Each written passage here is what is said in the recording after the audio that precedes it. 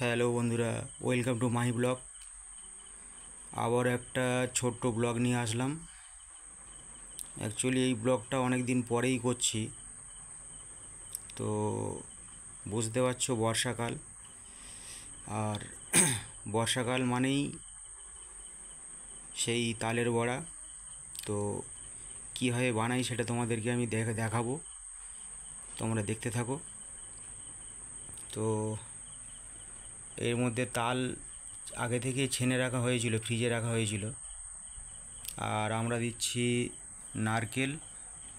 নারকেলটা কুড়ে নিয়েছি। এটাতে সুজি আছে, সুজিটা জলে ভিজিয়ে রেখেছে। এটাতে চিনি, এটায় চালের গুঁড়ো, আর এটা ময়দা। তো দেখতে থাকো কিভাবে আমরা তালের বড়া রেসিপিটা বানাই। শুরু করো।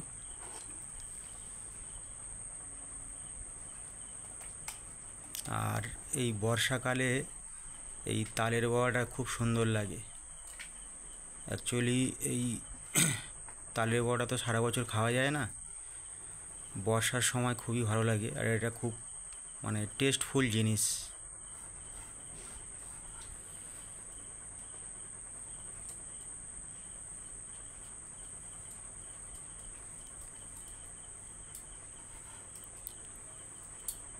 তোমরাও বাড়িতে বানিয়ে খাবে, দেখবে সেই স্বাদ। তো তালের নদটা গামলায় দিয়ে দিয়েছে। এবারে ওর মধ্যে সুজিটা যেটা ভিজিয়ে রেখেছিল সেই সুজিটা ওর মধ্যে দিচ্ছে, দিয়ে ভালো করে মিশ্রণ করবে।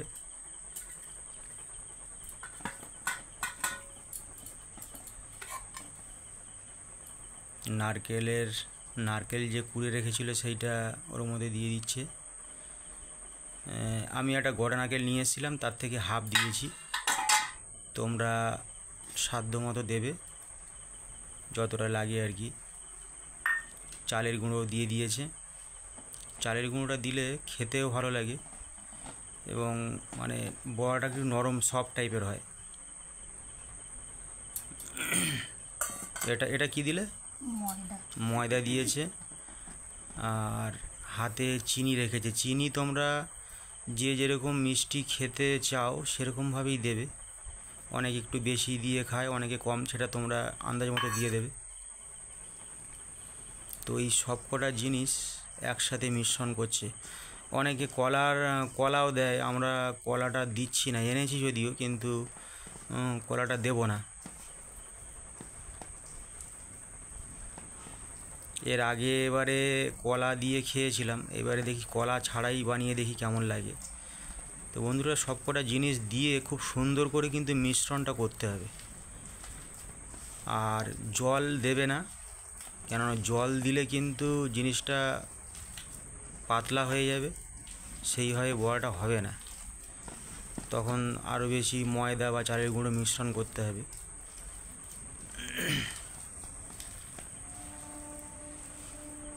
তো দেখতে পাচ্ছ কেমনভাবে মিশ্রণ করছে, তোমরা এরকমভাবেই মিশ্রণটা করবে।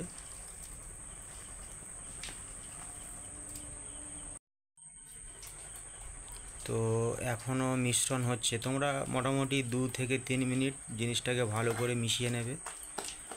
আর একটু স্বাদ মতো নুন দিতে পারো।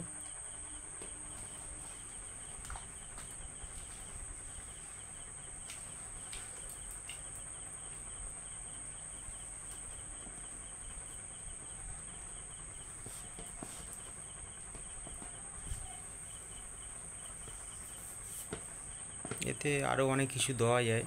অনেকে চাইলে কালো জিরে দিতে পারো, কিন্তু আমরা ওটা দেব না, কেননা আমাদের ওটা ভালো লাগে না ঠিক।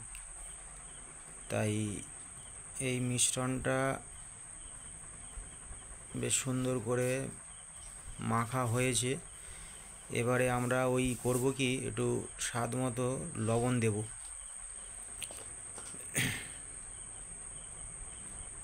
তো দেখতে পাচ্ছ ওই হাতে করে নুন নিয়েছে, নুনটা ওতে দিয়ে ছড়িয়ে দিল, দিয়ে আবার একটু সুন্দর করে মাখবে।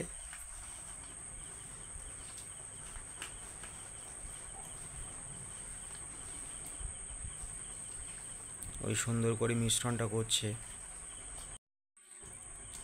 তো বন্ধুরা, সবথেকে গুরুত্বপূর্ণ বিষয় যেটা হলো, এই মিশ্রণটা ভালোভাবে করার পরে এটাকে কিন্তু ঢেকে রাখতে হবে। যে মিশ্রণ হয়ে গেছেই বলে তেলে ছেড়ে দেবে এরকম কিন্তু নয়।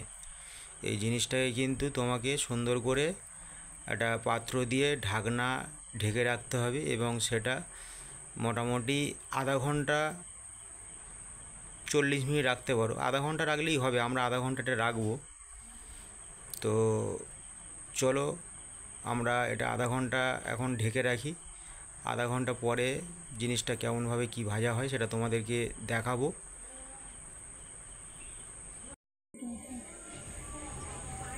তো বন্ধুরা, ওটা আধা ঘন্টা ঢেকে রেখেছিলাম। এখন এই কড়ায় তেল দেওয়া হয়েছে। তেলটা বেশ গরম হয়ে গেলে তখন তোমরা এইগুলোকে হাতের মধ্যে করে নিয়ে আর ঠিক এইভাবে ছেড়ে দেবে।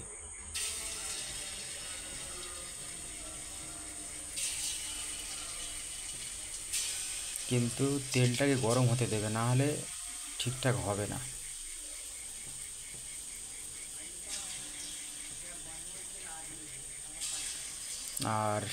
আর একটা কথা বলার ছিল, যেটা বড়াটা যখন ভাজবে সাদা তেলে ভাজাটাই বেটার হবে।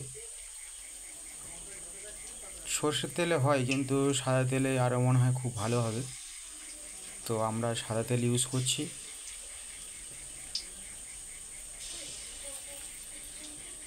আর গ্যাসের ফ্লেমটা লো ফ্লেমে রাখবে, কেন হাই করে দিলে পুড়ে যাওয়ার সম্ভাবনা থাকবে।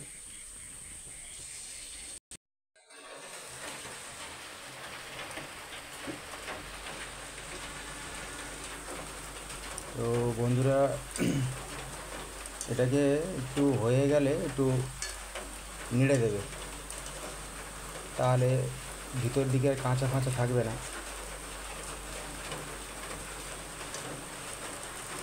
দেখতে পেয়েছো, এই সুজি দেওয়া হয়েছিল বলে কেমন ফুলে ফুলে গোল হয়ে গেছে, অনেক বড় বড় সাইজ হয়ে গেছে। আর এটা খেতেও তো লাগবে খুব সুন্দর। তো একটু নেড়ে আবার রেখে দেবো।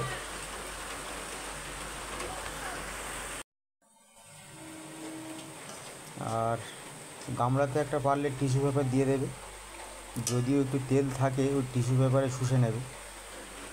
তো লাল লাল হয়ে গেছে, লালচে লালচে ভাব চলে এসছে।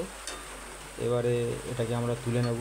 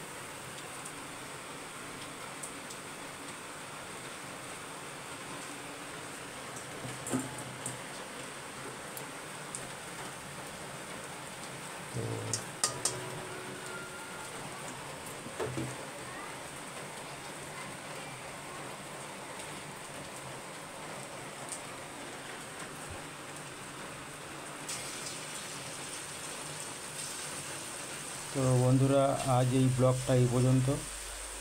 নেক্সট ব্লগে আবার দেখা হবে। আর সবাই সুস্থ থাকে, ভালো থাকবে।